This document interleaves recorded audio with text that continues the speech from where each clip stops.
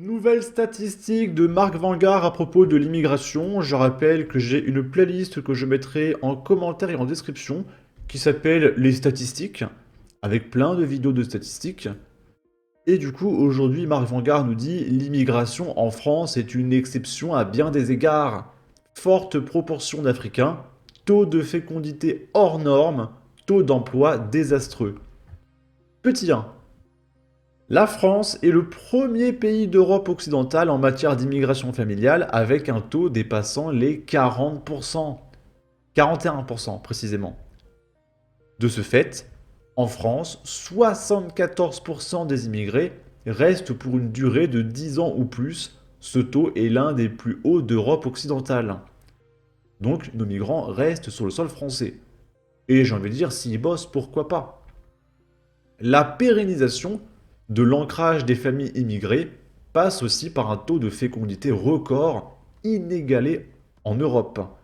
En France, le taux de fécondité des femmes immigrées est un record absolu en Europe occidentale. Et c'est ce que certains individus d'extrême droite appellent le grand R. On peut pas le dire sur YouTube. Et en effet, si on accueille des millions de migrants qui font des bébés par paquet de 3, très vite ils seront plus nombreux. Et c'est normal que ça crée des conflits, les gens se sentent remplacés. Le profil des immigrés accueillis en France est unique en Europe. Les étrangers sont issus de pays particulièrement pauvres. Donc regardez, ça c'est quoi? Le PIB moyen par habitant des pays d'origine des étrangers. Et du coup, on accueille massivement, sans aucune mesure, une immigration démesurée issue de pays ultra pauvres. Ultra pauvres. Parce qu'à la rigueur, le Luxembourg, ils accueillent des riches. Les Suisses, ils accueillent les riches. Donc forcément, ça se passe peut-être beaucoup mieux.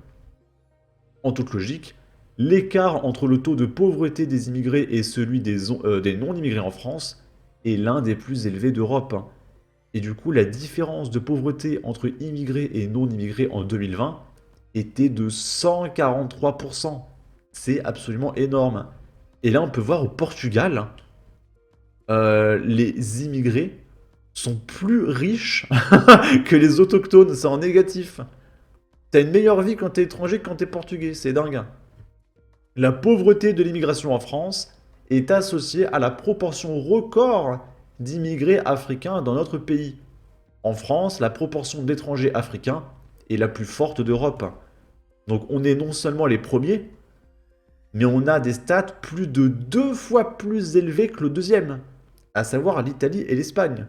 Et eux-mêmes sont 2 fois plus élevés que l'Allemagne, qui eux-mêmes sont 2 fois plus élevés que la Belgique, qui eux-mêmes sont 2 fois plus élevés que la Suède. Donc c'est pour vous dire à quel point c'est absolument délirant. Cela contribue à faire de la France le pays avec la population étrangère la plus musulmane de toute l'Europe occidentale.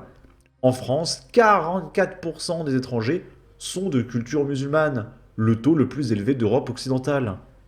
Et c'est pourquoi, de mon avis personnel, je pense que c'est absolument inéluctable que la France devienne un pays musulman très rapidement. Avec le voile à l'école, peut-être même des écoles privées musulmanes où tu apprends le Coran, etc. C'est obligatoire. J'ai même vu des députés LFI parler d'un jour férié pour l'Aïd, hein. On en a déjà parlé, mais ça va aller très très vite. Parce que les Français font plus de bébés. Les étrangers les font par paquet de 3. Ça va aller très vite. De manière plus surprenante, les immigrés en France ne maîtrisent pas particulièrement bien la langue nationale, avec environ 60% d'immigrés ayant une bonne maîtrise de la langue du pays d'accueil. La France se situe à hauteur de la Suède et de l'Italie. Donc ça veut dire qu'il y a 40% de nos étrangers qui parlent même pas français. Et là, c'est complètement dingue. Regardez le Portugal. 90% des étrangers ne parlent pas portugais. Et je rappelle que les Portugais gagnent moins d'argent que les immigrés. Donc ça veut dire que tous ceux qui parlent pas portugais ont une meilleure vie que ceux qui parlent portugais. C'est ça. Je sais pas ce qui se passe au Portugal, mais ça a l'air complètement lunaire, hein. Autre point saillant du profil des immigrés en France, leur faible niveau de diplôme. Bah, c'est sûr que s'ils parlent pas français, Un immigré sur 3 n'a même pas le niveau lycée, un taux affolant. Faible consolation, l'Allemagne et l'Espagne et l'Italie font encore pire. Et en Italie, c'est un migrant sur 2 qui n'arrive pas à avoir, je sais pas, le bac, tu vois. Ah non, collège, le brevet. Ah oui, d'accord, hein. Un migrant sur 2 qui a même pas le niveau brevet en Italie. Et en France, c'est un migrant sur 3. Ah la vache. L'intégration... Attends, Portugal, c'est où? Portugal, 28%, 1 sur 4. Ok. L'intégration des immigrés en France est particulièrement difficile. Le taux d'emploi des immigrés en France est très faible. C'est en partie lié à notre faible proportion d'immigration de travail. 15% des immigrés arrivés ces 5 dernières années. Donc ça veut dire que 85% des migrants qui viennent, c'est des clandestins, et seulement 15%, c'est une immigration de travail. C'est absolument délirant. Mais pourquoi on fait ça en fait? Pourquoi? On accueille des gens qui viennent pas travailler, qui parlent pas français, qui n'ont pas le niveau brevet, ils sont là, tu sais pas ce qu'ils font, enfin je comprends pas, hein. Mais même parmi la population d'immigration de travail, en France, le taux d'emploi est très bas. Le troisième pire pays d'Europe occidentale, derrière la Grèce et l'Espagne. Et là, c'est une théorie personnelle. Je pense que vu qu'il y a 85% de clandestins, il y a un amalgame qui se fait, et la minorité qui vient pour travailler, bah l'employeur il se dit oh non, encore un mec qui vient pour rien faire, etc. Et du coup c'est compliqué.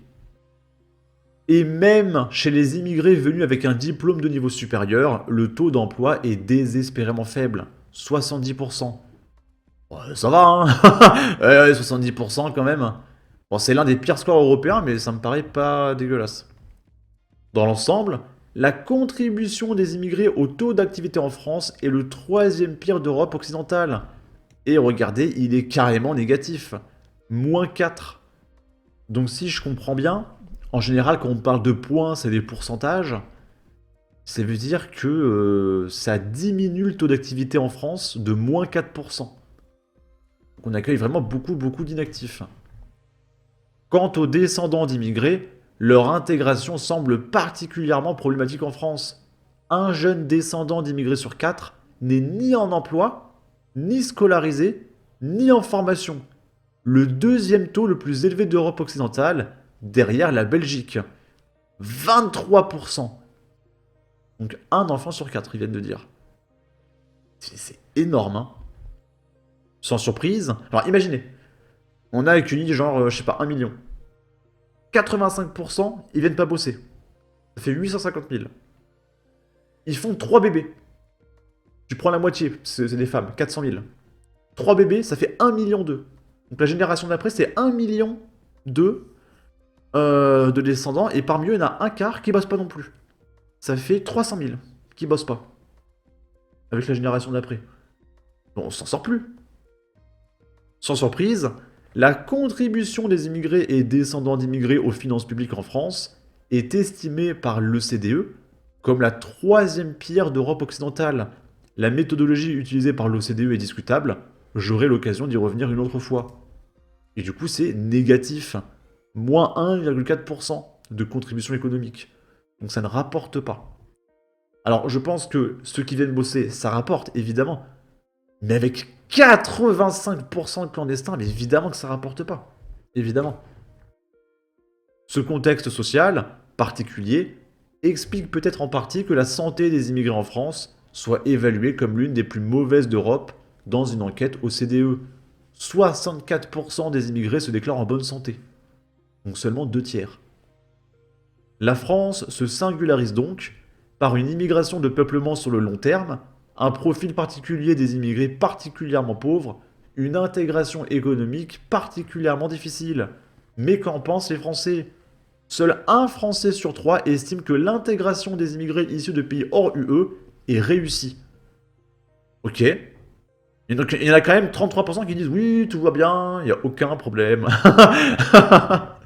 C'est délirant. Alors que c'est juste, faudrait pas accepter le clandestin. Si on accepte que ceux qui bossent, il n'y aurait pas de problème du tout. C'est juste ça. C'est juste ça.